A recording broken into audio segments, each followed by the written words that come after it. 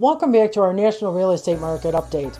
I'm Mary Kay Wright from the Right Choice with their properties Christie's International Real Estate, and it's July 1st, 2025.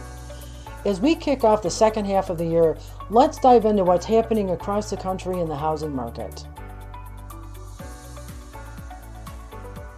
First up, let's talk about mortgage rates. If you are wondering if we'll see significant drops, and the short answer for July is probably not by much. If you are seeing 30-year fixed rates generally hovering in the mid to upper 6% range, around 6.7, 6.8% this week.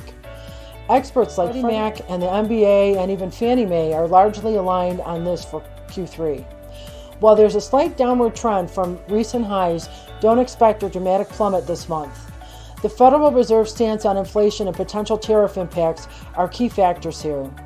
The next Fed meeting at the end of July will be one to watch, as any rate cuts there could trickle down by early August.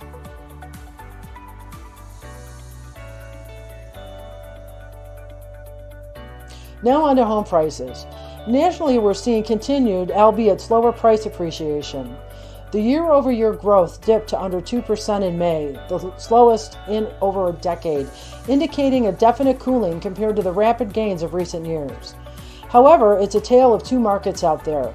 Areas in the Northeast and Midwest like Illinois, Rhode Island, and New Jersey are still experiencing stronger price growth, often due to limited inventory.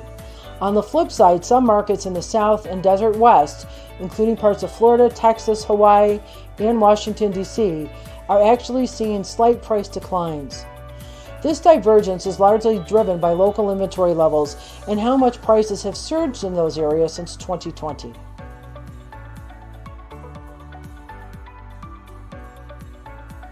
And that brings us to inventory.